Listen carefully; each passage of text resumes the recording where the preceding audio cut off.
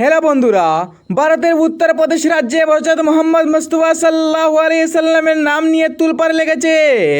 বিশেষ করে হযরত মোহাম্মদ মুস্তাফা সাল্লাল্লাহু আলাইহি সাল্লামের নাম যারা বলবেন তাদের উপর মামলা হচ্ছে এবং তাদেরকে জেলে বন্দি করে রাখছে উত্তরপ্রদেশ সরকার। উত্তরপ্রদেশের মুখ্যমন্ত্রী যোগী আদিত্যনাথের এমন সিদ্ধান্ত দেখে বিভিন্ন মুসলিম সমাজ মুখরিত রয়েছেন।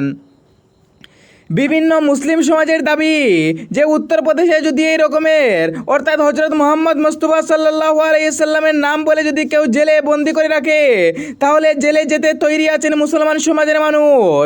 গতকাল বিভিন্ন মুসলমান সমাজ ধমকি দিয়েছেন উত্তরপ্রদেশের মুখ্যমন্ত্রী যোগী আদিত্যনাথকে। হযরত মোহাম্মদ মুস্তাফা সাল্লাল্লাহু আলাইহি সাল্লামের নাম নিয়ে তুলপাড় লাগা সত্ত্বেও এআইএমআইএম প্রধান আসাদুদ্দিন ওয়াইসির বড় ঘোষণা।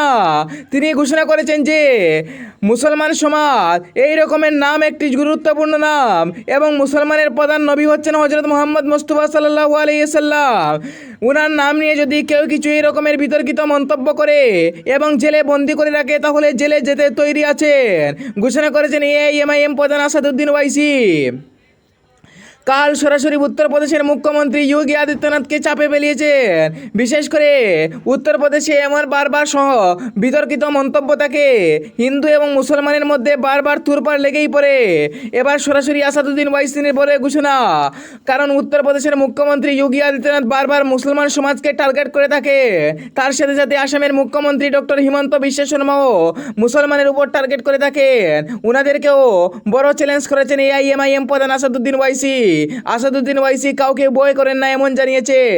বিশেষ করে হযরত মোহাম্মদ মুস্তাফা সাল্লাল্লাহু আলাইহি সাল্লামের নাম নিয়ে সারা ভারতবর্ষে তুলপাড় অব্যাহত।